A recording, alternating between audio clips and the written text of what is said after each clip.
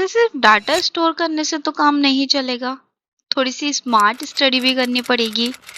और वो कैसे होगी? The first and foremost trick to recognize the pattern of any exam, whether it is of central level or of state level, हमें क्या करना पड़ेगा? The analysis of PYQ।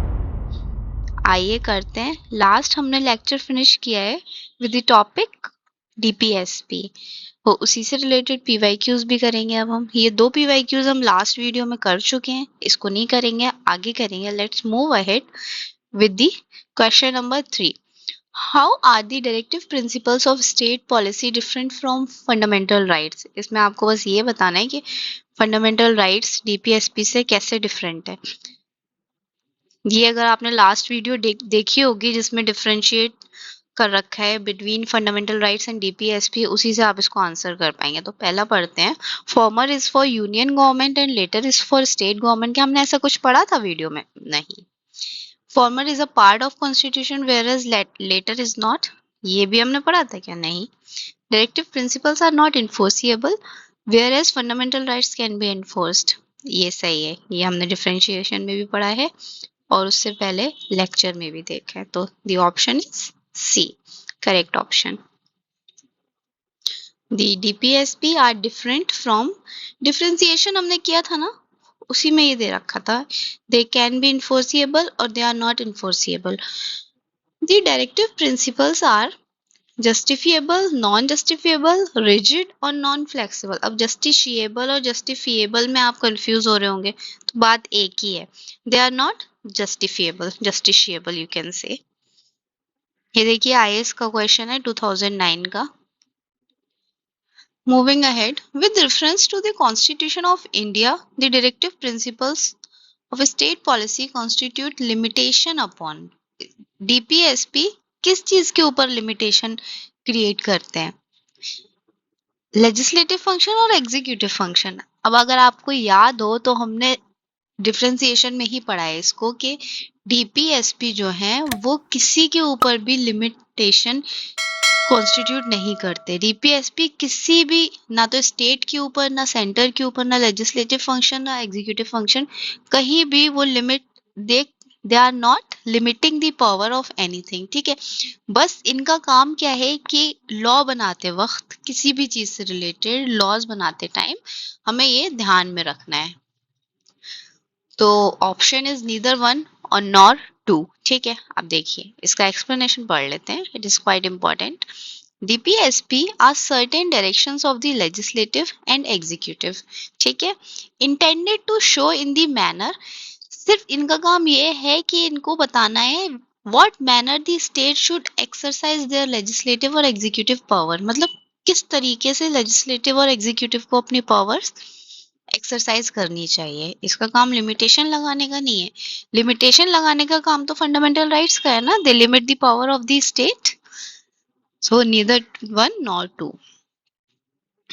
DPSP do not constitute limitation upon executive or legislative function of the government। Question number 6. With reference to the provision contained in Part 4th of the Constitution of India, which of the following statements are correct? They shall be enforceable by court. No, they are not. They shall not be enforceable by court. Yes, it is correct। The principle laid down in this part are due to influence the making of the constitution। Yes, 2 and 3 correct है, so option is D। They are enforceable नहीं है ये, they are not enforceable, और इसका काम क्या है? To influence the making of the laws by the state। ठीक है, Article 37 itself saying that Indian Constitution says that the provision contained in Part 4th, जो Part 4 में provision है of the Constitution shall not be enforceable by court। तो directive principle of state policy article 36 से 51 तक है ना, तो article 37 खुद ही ये कहता है कि ये जो है दे आर नॉट इन्फोर्सिएबल। आगे चलते हैं। Which article of the Indian Constitution says that directive principle of state policy? अभी पीछे हमने explanation में पढ़ा ना, ऐसे like in this way PYQs are very important for any examination। Article 76 consider the following statement, ठीक है, they are not enforceable by court, yes true, it shall be the duty of the state to apply these principles in making laws, state की duty है कि ये principal और laws apply किए जाएं while making laws, है ना, तो it's true both 1 and 2। The Indian constitution lays down the certain DPSP जो कि नॉन जस्टिशिएबल है, are fundamental in governance of the country, but they are fundamental in governance of the country, ठीक है, तो country को govern करने के लिए they are quite important, and it is the duty of the state, और ये स्टेट की ड्यूटी है to apply these in making laws.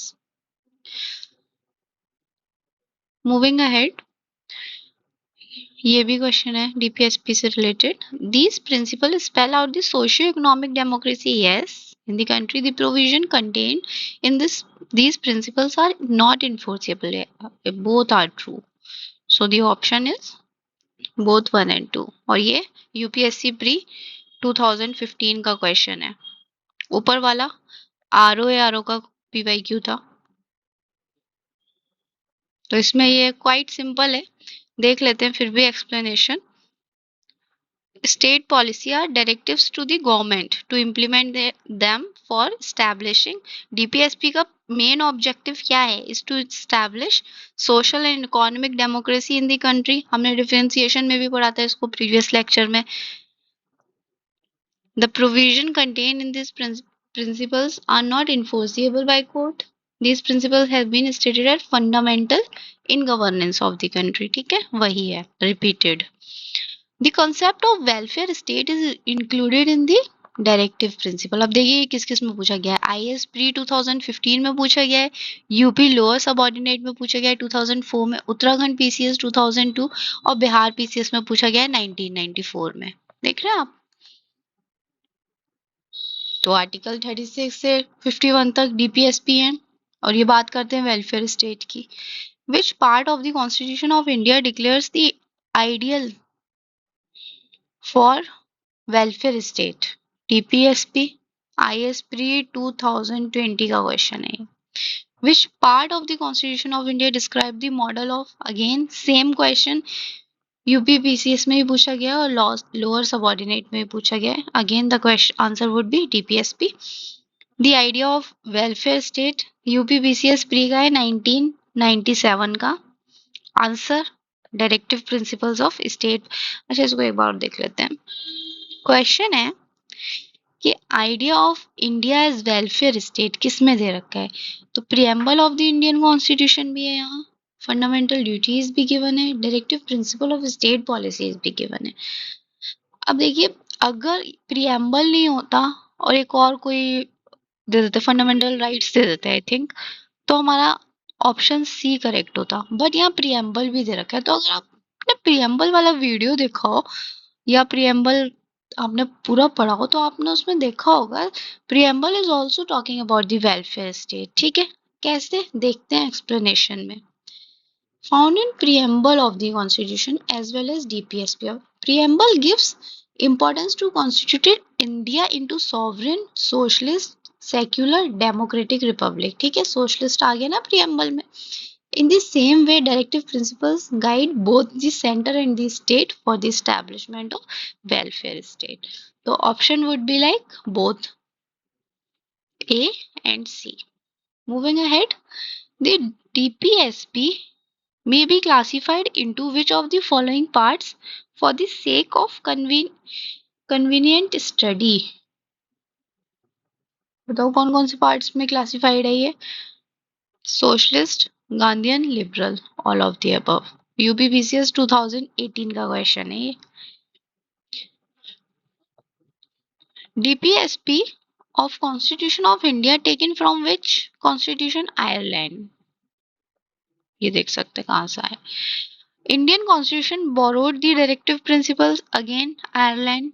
In India, Indian Constitution idea of directive principles, ये भी आयरलैंड। यूपीपीसीएस मेंस में आया है और ये भी मेंस में आया है, ठीक है। DPSP of state directive principles of state policy are non justiciable.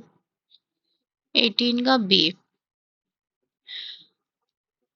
A According to the Constitution of India, which of the following are fundamental to the governance of the country? क्या है इसका answer?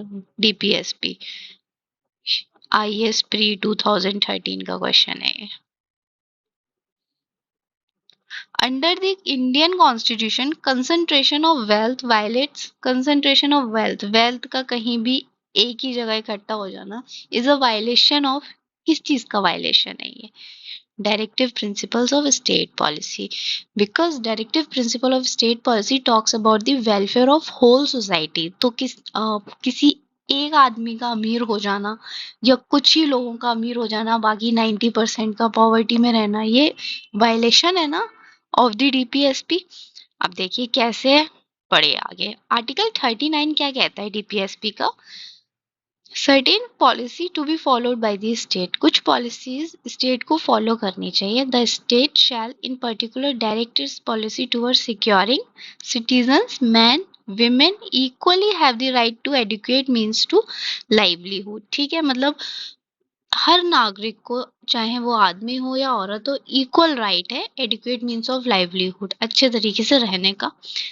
Ownership and control, main इसका ये, ownership and control of the material resources of the community are so distributed as best to servers the common good. ठीक है, मतलब ownership और control जो है मटेरियलिस्टिक रिसोर्सेज का, वो बराबरी से डिस्ट्रीब्यूटेड होना चाहिए, ठीक है, कॉमन गुड के लिए। Next is operation of the economic system, ये इंपॉर्टेंट है, does not result in the concentration of wealth and means of production in the common detriment. मतलब वेल्थ का कंसंट्रेशन जो है वो एक ही जगह नहीं होना चाहिए कि कुछ ही लोग रिच हैं बाकी सारे पुअर, तो कंसंट्रेशन वेल्थ का अच्छे से होना चाहिए। Equal pay for equal work, ये बाकी पूरा आर्टिकल 39 दे रखा है इसमें। आगे चलते इस हिसाब से क्वेश्चन क्या हुआ, B. Equal pay for equal work has been ensured in the Indian Constitution as one of the DPSP। अभी हमने पढ़ाई देखी, यूपीपीसीएस प्री 1998 का क्वेश्चन है। Which of the following is included in the DPSP? क्या included है? Protection in respect of conviction for offences, no. Protection of personal liberty and life, नहीं। Protection of interest of minorities, ये सारे fundamental rights हैं तीनों। Fourth answer होगा equal pay for equal work for both man and women. ठीक है, equality होनी चाहिए in the field of work. So option D is correct. UPPCS mains 2012 का क्वेश्चन है। Which of the following is not a fundamental right? Fundamental right कौन सा नहीं इसमें? Right against exploitation fundamental right है। Equal pay for equal work it is not fundamental right है, मैंने पहले देखा ना, ये भी यूपीपीएससीएस मेंस का क्वेश्चन है। अब देखिए इसी में से क्वेश्चन आ गया ना, 2012 में क्या पूछा उन्होंने? Equal pay for equal work, ठीक है, डायरेक्टिव प्रिंसिपल है। अब इसी से रिलेटेड यहाँ पूछ लिया कि फंडामेंटल राइट्स कौन से नहीं है। Panchayati Raj system in India is laid down under the, Panchayati Raj system की बात की गई है ना डायरेक्टिव प्रिंसिपल में।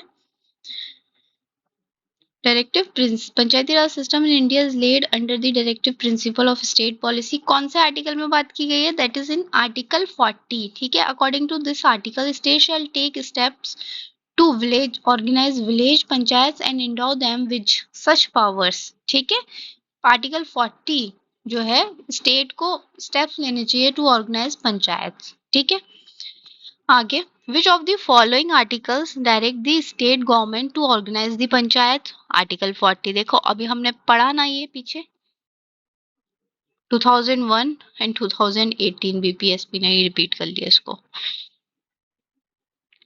आर्टिकल 40, अब बाकी के आर्टिकल जो दे रखे हैं वो भी देख लेते हैं। इससे क्या होता है ना, रिवर्स इंजीनियरिंग इसी को बोलते हैं। Article 40 to organise village panchayat and endow them, ये तो वही आ गया विलेज पंचायत। आर्टिकल 33 क्या कहता है? आर्टिकल 33 तो डीपीएसपी में है भी नहीं, लेकिन फिर भी पढ़ लेते हैं। कॉन्स्टिट्यूशनल रेमेडीज, ठीक है, right to constitutional remedies, power of parliament to modify the controlled rights conferred by this part, application of forces. देखिए आर्टिकल 32 कहता है right to constitutional remedies, but 33 जो है वो उसके एप्लीकेशन की बात करता है। Article 50 separation of judiciary from the executive. Article 48 to prohibit the slaughter of cows. Okay next, UPPCS में पूछे गए ये प्री में भी। Which of the following articles direct state government to organize village panchayat? That is Article 40. Under the Constitution of India, organization of village, again that is in the DPSP. Match the following. Formation of village, अब आपने article ऊपर पढ़ लिया ना, अब इसको match करना है। फॉर्मेशन ऑफ विलेज पंचायत किस में दे रखा था ये? यूनिफॉर्म सिविल कोड सबको पता है, आर्टिकल 44। ठीक है, separation of judiciary article 50। Agriculture and animal husbandry, देखिए यहाँ देखते हैं इसको अच्छे से, ये एक आर्टिकल ये भी दे रखा है। ऑर्गेनाइजेशन ऑफ विलेज पंचायत, ये तो आर्टिकल 40 में है। वही ना, आर्टिकल 40 तो ऑप्शन में गिवन ही नहीं है, यहाँ नहीं है ना, तो वो किसी से मैच नहीं होगा। Uniform civil code article 44, animal husbandry article 48, separation of judiciary article 50, promotion of international peace article 51। अब देखिए, हमें अगर 2-3 आर्टिकल्स भी पता है ना तो भी हमारा काम बन जाएगा। जरूरी नहीं है कि सारे आर्टिकल्स याद हो तभी हम ये क्वेश्चन कर पाएंगे। किस तरीके से, देखिए यूनिफॉर्म सिविल कोड आपका मैच हो जाएगा, बी का 1 हो जाएगा। तो यहाँ देखते हैं ऑप्शन में बी का 1 दे रखा है कहीं, बताइए। बी का 1 है क्या? हाँ 1 दे रखा है इसमें, तो बी का 1 तो कहीं गिवन है ही नहीं। अच्छा, ऑप्शन में ये भी तो दे रखा है नन ऑफ द अबव। ठीक है, इसमें से कोई भी सही नहीं है। बी का तो 100% 1 है और बी का 1 में ऑप्शन ही नहीं दे रखा, तो और सारे कैसे सही हो सकते हैं। चलिए आगे पढ़ते हैं। आर्टिकल्स दे रखे हैं, सब्जेक्ट्स दे रखे हैं। अब article 40 organisation of village panchayat A 1, अब यहाँ 2 दे रखे हैं, ए का 1 यहाँ 2 दे रखे हैं, ए और डी, तो बी और सी तो एलिमिनेट हो गए, तो हमारा आंसर जो होगा वुड बी फ्रॉम ए और सी। देखते हैं आगे, राइट टू वर्क। अब देखिए आर्टिकल 44 अभी हमने पढ़ा, uniform civil code, that is article sorry C is matched with option number 3, तो सी का 3। अब देखिए ये यहाँ ये भी एलिमिनेट हो गया, यहाँ सी का 4 दे रखा है, सी का 3, तो वही मैं आपसे कह रही थी, आंसर वुड बी ए। वही मैं आपसे कह रही थी कि अगर आपको 2 आर्टिकल्स भी पता है ना तो आप उससे भी अपना काम चला सकते हैं, बट इसका मतलब ये नहीं है कि हमें 2 पढ़ के जाने हैं, हमें सारे याद करके जाने हैं, बट फिर भी फॉर द टाइम से अगर माइंड से निकल जाता है तो। आर्टिकल 41 बात करता है right to work, education and public assistance in certain cases. Animal husbandry और एग्रीकल्चर आर्टिकल 48 में दे रखा है। ठीक है, ये क्वेश्चन कब का है? UPPCS pre 2001। फिर से आर्टिकल्स आ गए। Article 39 A equal justice and free legal aid, ठीक है, नॉट करेक्टली मैच्ड है। अब ये तो सही है, आर्टिकल 39 ए इक्वल जस्टिस की बात करता है और फ्री लीगल एड की बात करता है। Article 40 organisation of village, article 44 uniform civil code and article 48 no, article 50 talks about what?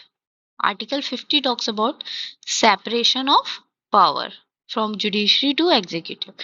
तो आर्टिकल ये गलत हो गया ना। और आर्टिकल 48 क्या कहता है? 48 में एनिमल हस्बेंड्री और एग्रीकल्चर आएगा। As you can see here guys, article 40, 44 and 48 these are important, question has been asked from these articles। ठीक है, और यूपीपीसीएस प्री का है 2020 का, तो ये आर्टिकल्स तो आपको टिप्स पर होने ही चाहिए। Next question, identify the correct, वही है इक्वल जस्टिस फॉर और फ्री लीगल एड, आर्टिकल 42 नहीं, अभी हमने पढ़ा ना, ये 39 ए में है। Organisation of agriculture no, it's also wrong, ये भी 43 नहीं है। अच्छा मैच करना है ना हमें, तो ठीक है मैच कर लेते हैं। Equal justice and free legal add, तो आर्टिकल 40 नहीं है, ये 43 नहीं है, 41 और आर्टिकल 39 में दे रखा है, तो ए का ये हो जाएगा। अच्छा मैच नहीं करना है, करेक्ट ऑप्शन बताना है इसमें, वही ना, तो ये तो गलत है। ऑर्गेनाइजेशन ऑफ ये आर्टिकल 48 देख रहे हैं, वही फिर से वही article, organisation of village panchayat article 41 no, article 40 there is an equal pay for equal work for both and women, ये तो हमने आर्टिकल 39 में पढ़ा, सो इट्स करेक्ट। आगे match the following, equal justice and free legal aid, कौन सा article है ये? अभी हमने लास्ट टू लास्ट क्वेश्चन में पढ़ा था ना आर्टिकल 39A, तो ए का सेकंड है अगर, तो बी आगे भी देख लेते हैं। ए का सेकंड डी में भी दे रखा है, तो हम we have to choose from B और डी। तो देखते हैं आगे।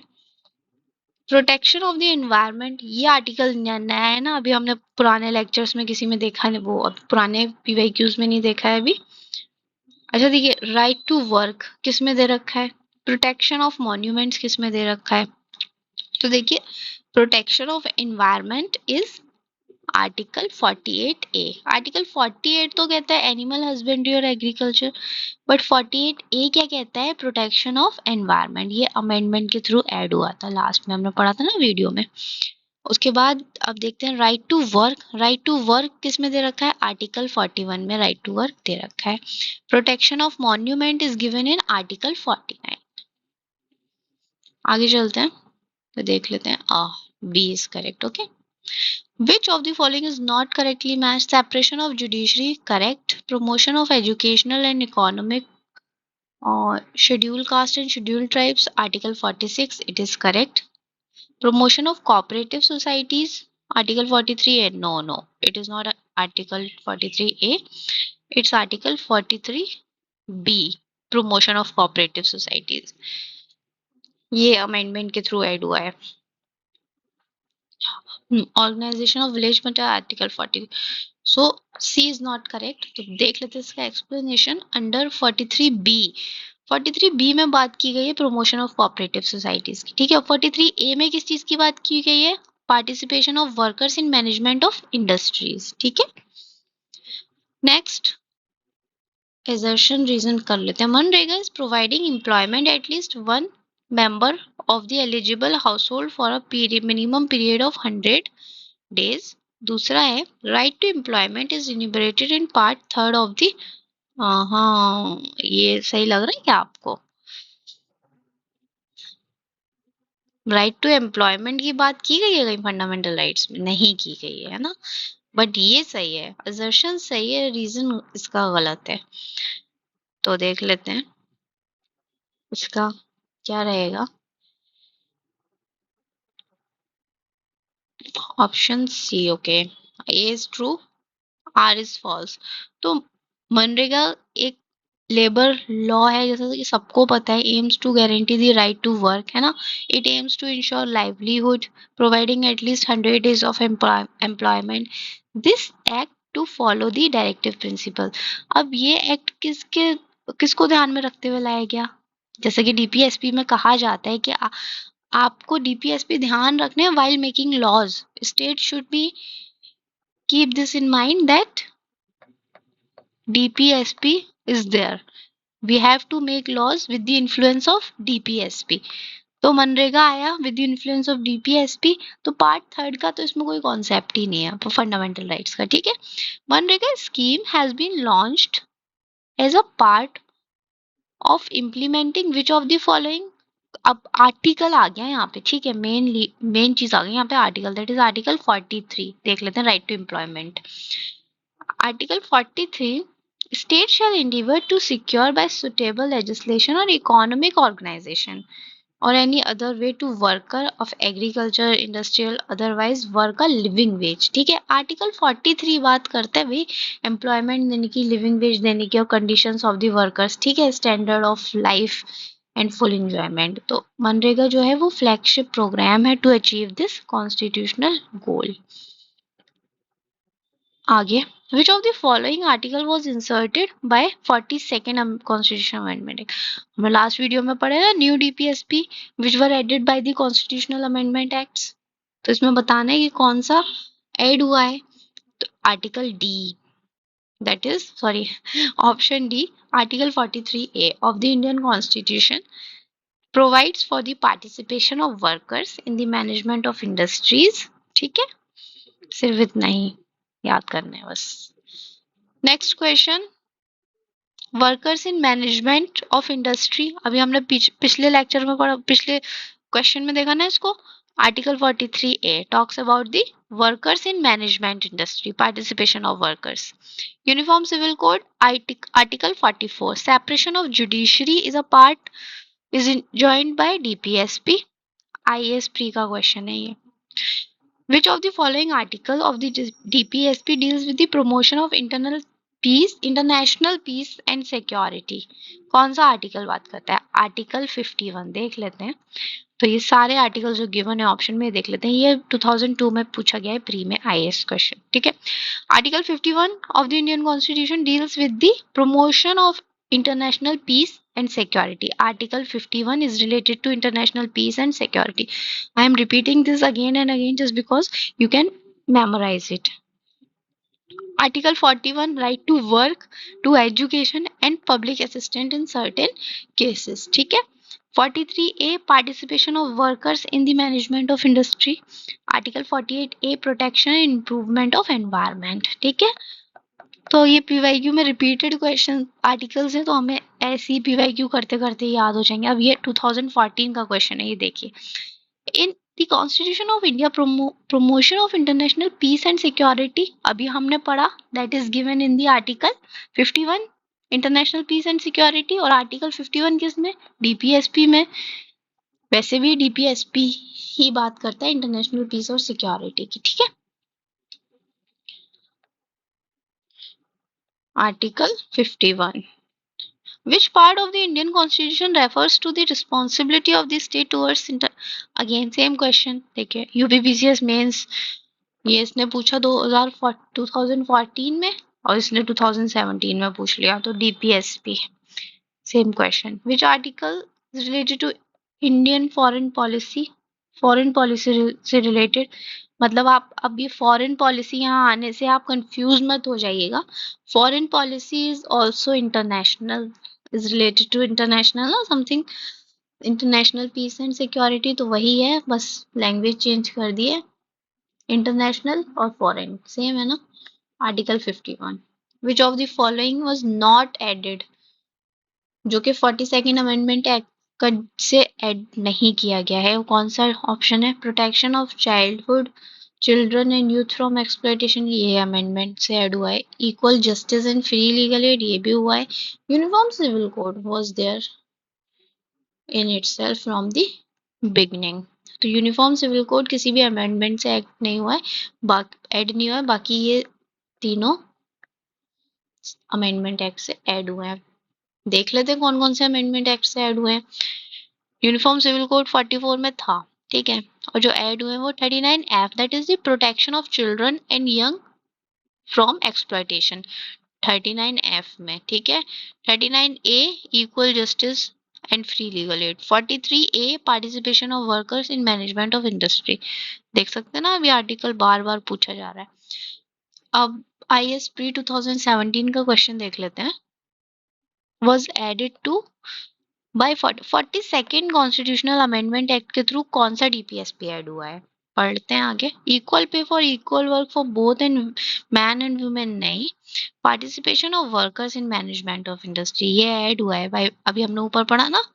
आर्टिकल 43A क्लॉज ए में, article 43 clause A was added by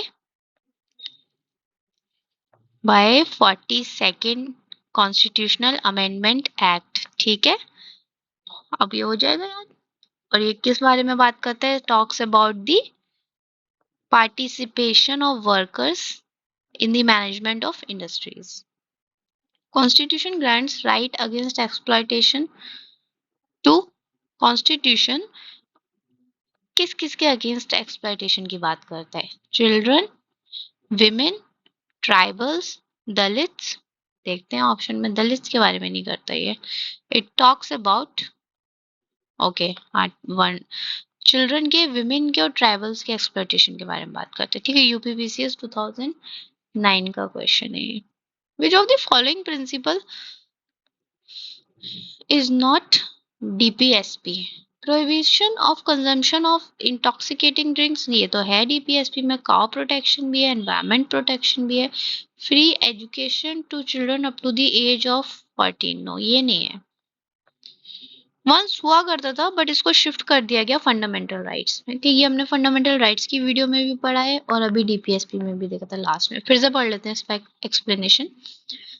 under article 48A protection and improvement, ये तो दे रखा था। आर्टिकल 45 ऑफ डीपीएसपी ये था, but by 86 constitutional amendment act 2002 के थ्रू आर्टिकल 45 को कन्वर्ट कर दिया गया, शिफ्ट कर दिया गया in fundamental rights, that is in the article 21A। ठीक है,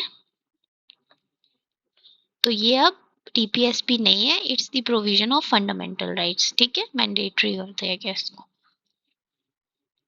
इंटॉक्सिकेटिंग ड्रिंक से प्रोहिबिशन कौन से आर्टिकल में दे रखा है? आर्टिकल 47। और काउ स्लॉटरिंग किस में दे रखा है? आर्टिकल 48 में।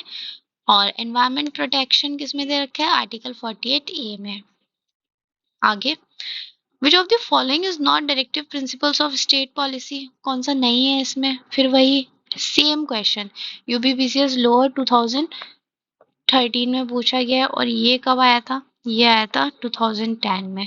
ठीक है, which of the following is, तो इसका ऑप्शन यही होगा ना, डी, फ्री एजुकेशन। ये किस में चला गया? पहली बात तो यहाँ 14 ईयर्स है, 16 ईयर्स नहीं है। ठीक है, prohibition of trafficking in human beings and force labour, ये डीपीएसपी में है? नहीं है, ये फंडामेंटल राइट्स में है। Prohibition of consumption except for medicinal purposes for of intoxicating drinks like syrup, cough syrups वगैरह में थोड़ा सा होता है ना अल्कोहल, तो वो अलाउड है, मेडिसिनल पर्पस के लिए अलाउड है, एक्सेप्ट दैट वो बात नहीं करता है, मतलब अलाउड तो अब हो रहा है, but it's a part of DPSP. DPSP में क्या दे रखा है? डीपीएसपी में कहाँ तक अलाउंस दे रखी है इंटॉक्सिकेटिंग ड्रिंक्स को? मेडिसिनल पर्पस तक के लिए, उससे आगे आप नहीं कंज्यूम कर सकते, डीपीएसपी ऐसा कहता है। ठीक है, तो ऑप्शन 2 इज करेक्ट। आगे देखते हैं question number 51। In which of the following the provision for the protection and improvement of environment, अभी हमने पढ़ा है ना, safeguard of forest and wild life are found in the constitution of India, कहाँ बात करते हैं इसकी? फंडामेंटल ड्यूटीज अभी हमने पढ़ी नहीं है, but it talks fundamental duties also talks about this. ठीक है, तो आ जाएगा बोथ ए एंड बी। अभी हम ये अभी एक्सप्लेनेशन ही देखेंगे, हम आगे लेक्चर में देखेंगे फंडामेंटल ड्यूटीज का चैप्टर देखेंगे। Okay, which part of the provision is a part of both DPSP and fundamental duties? अभी हमने पढ़ा ना एनवायरमेंट वाला, वो हो सकता है। तो ये रहा protection of environment. Protection of environment is given in DPSP and fundamental duties. ठीक है, in both places. UPPCS pre 2023 का क्वेश्चन है ये। Which of the following is a DPSP, मुझे बताना है। यूपीपीसीएस 2009 का क्वेश्चन है। State shall endeavor to protect and improve the environment. Yeah, that is given in Article 48 Clause A. 48A में दे रखा है ये। State shall not deny equality to any person before the law. No, it is right to equality that is given in fundamental rights. It is a fundamental right, not DPSP. ठीक है?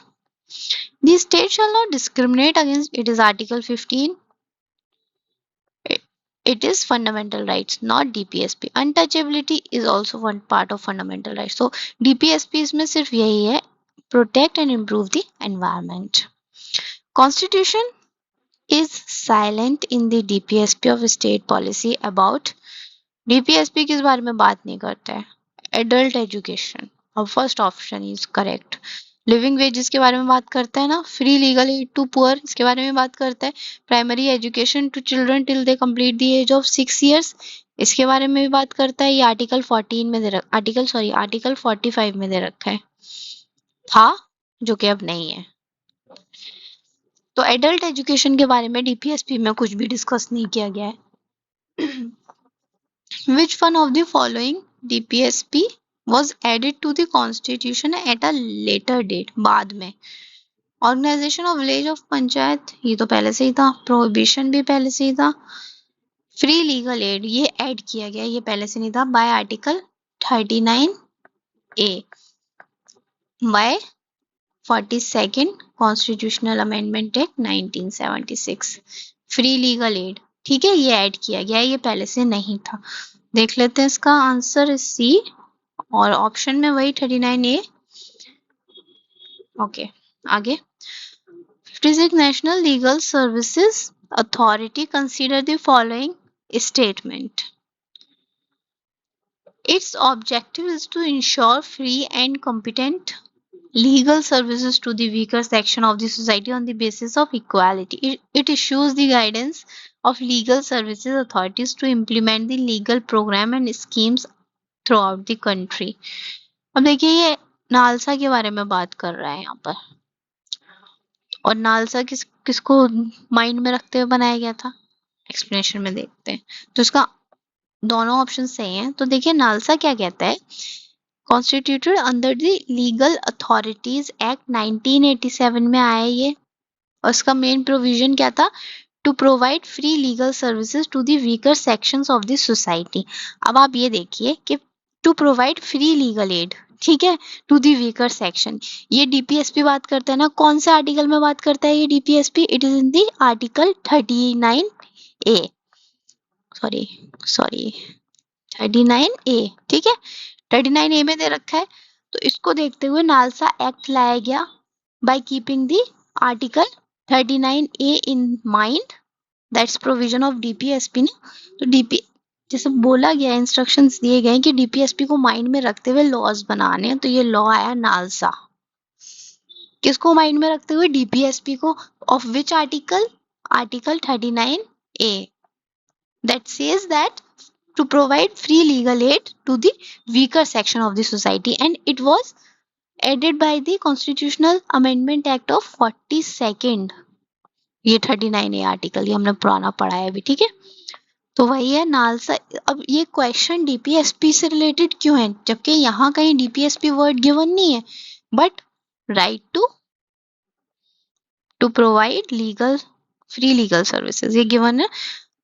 ऐसे questions आते हैं IAS pre में, ठीक है, they are not asking it directly asked question नहीं है। Moving ahead, in India legal service authorities provided for free legal aid, अभी देखिए 2020 में भी पूछा गया है उसके बाद, तो आपको ये एक्ट पता होना चाहिए, लीगल सर्विसेज अथॉरिटीज एक्ट। अब इसके ऑप्शन देख लेते हैं। Person with an annual provision क्या है, फ्री लीगल एड किसको मिलेगा, उसके लिए प्रोविजन क्या है, एनुअल इनकम 1 लाख से कम होनी चाहिए, ठीक है, एनुअल इनकम 1 लाख से कम होनी चाहिए। Transgender with an annual income of less than, transgender के लिए 2 लाख से कम होनी चाहिए, ये दोनों तो सही है। Member of other backward classes with an annual income of 3 lakh, नहीं ये गलत है, क्योंकि अदर बैकवर्ड क्लासेस उसमें all senior citizens no.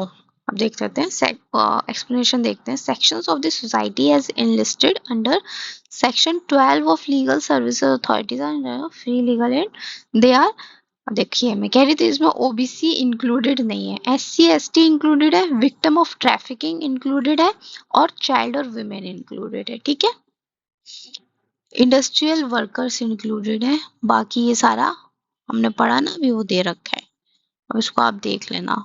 Not for OBC, ये ध्यान रखना है। Legal services authority provides free legal aid to SC ST women or child victim of trafficking in human beings, industrial worker, but are included, but OBCs are not included here. आगे बढ़ते हैं। Which of the following is not included in the DPSP? DPSP क्या नहीं, prohibition of liquor ये तो है, right to work, yes, equal pay for equal work, yes, right to information, ये it is not the provision of DPSP, ठीक है, right to information is not the, ये act है अलग से, आरटीआई एक्ट ऑफ 2005, ठीक है, ये लीगल राइट है, ये ना तो फंडामेंटल राइट है और ना ही DPSP, it is a legal right. Option देख लेते हैं D, explanation emerged as a legal right under the right to information act 2005, ठीक है। और बाकी ये सारे दे रखे हैं, इसके आर्टिकल्स हम पहले भी पढ़ चुके हैं, उसको रिपीट करने का कोई फायदा नहीं है बार बार। 39A deals with educate means of livelihood, ठीक है, that is equal wage for article 47 से duty of the state to raise the nutrition and standard of living, ठीक है। Okay, which of the following as a DPSP is a DPSP, uniform civil code, ठीक है, उस पता चल रहा है उसी से। Freedom of religion, fundamental rights, equality of law, fundamental right. Identify the items included in the DPSP. Prohibition of consumption of liquor, yes. Employment in, नहीं ये नहीं है। FRA, fundamental right है। Prohibition of beggar or forced labor, no, it is not included. Prohibition of untouchability, it is also fundamental rights. तो ये UPPCS mains 2002 का question है। तो answer is only A, 1. It is only it is the part of consumption of liquor. बाकी के जो parts हैं वो fundamental rights के, that is ये prohibition of employment in factories वाला आर्टिकल 24 में, ठीक है, ये exploitation, right against exploitation के अंडर आता है। और prohibition of begar force labour article 23, ये भी एक्सप्लॉयटेशन के अंदर आता है। Untouchability comes in article 17। Fundamental rights हमने बहुत अच्छे से पढ़ रखे हैं, बहुत अच्छे से, बियॉन्ड प्रीलिम्स पढ़ रखे हैं। थोड़ा बहुत मतलब अगर प्रीलिम्स में एक्स्ट्रा जाकर वो पूछते हैं ना तो you would be able to answer. तो अगर आपने फंडामेंटल राइट्स का चैप्टर नहीं देखा है तो आप मेरे प्लेलिस्ट में जाकर देख सकते हैं। हमने बहुत अच्छे से फंडामेंटल राइट्स पढ़ रखे हैं, बहुत अच्छे से, तो आप उसको देख सकते हैं जाकर if you are interested. Directive principle of state policy is a check which is paid on banks convenience. Banks convenience मतलब जिस स्टेट को लॉ बनाते वक्त या एक्ट बनाते वक्त इसको ध्यान में रखना होता है, कंसीडर करना होता है, वो कंसीडर कर लेता है। मतलब बैंक्स अपनी कन्वीनियंस के हिसाब से चेक पे करता है, वही वाला है ये। तो ये किसने कहा है? It is said bye KT Shah. ये मैंडेटरी तो नहीं है ना, अपने कन्वीनियंस के हिसाब से गवर्नमेंट इसको यूज करती है। With reference to the Constitution of India, consider the following: FR, FD, DPSP. Which above provision of the Constitution is of India fulfilled the National Social Assistance Program launched by the Government of India? किसको mind में रखते हुए ये बनाया है government ने ये programme? DPSP को माइंड में रखते हुए, ठीक है। Option B is correct. तो ये पढ़ लेते हैं, कब लॉन्च हुआ था ये प्रोग्राम? 1995 में, 15 अगस्त 1995 में गवर्नमेंट ने डीपीएसपी को ध्यान में रखते हुए आई थिंक 2000 से पहले, या आई थिंक यू कैन से 2005 तक लॉज बने हैं। उसके बाद I can not see any law regarding DPSP. आगे देखिए, which of the following is listed among the directive principles in part 4th of the Constitution of India? DPSP बताना है अगेन कौन सा, और ये क्वेश्चन इंपॉर्टेंट था, ये प्री में पूछा गया है आईएसपी 2010 में। आर्टिकल 1 एंड आर्टिकल 2 से स्मॉल फैमिली नॉर्म्स ये सब नहीं है डीपीएसपी का पार्ट। हमने डीपीएसपी से रिलेटेड 64 क्वेश्चंस कर लिए हैं, 64 पीवाईक्यूज कर लिए हैं। क्वेश्चन आना होगा तो इन्हीं में से बन जाएगा। थोड़ा बहुत और एक्स्ट्रा आर्टिकल्स देख लीजिएगा, आप वीडियो देख लेंगे, इससे बाहर क्वेश्चन डीपीएसपी से नहीं आएगा। हमने सारे पीवाईक्यू फ्रॉम द बुक कहाँ से किए हैं? घटना चक्र से, ठीक है। तो आप सब इसी को देख लीजिएगा एक बार और अच्छे से। Thanks for watching. Next lecture में हम प्रेसिडेंट करेंगे फ्रॉम द बुक घटना चक्र। So keep on watching. Thank you.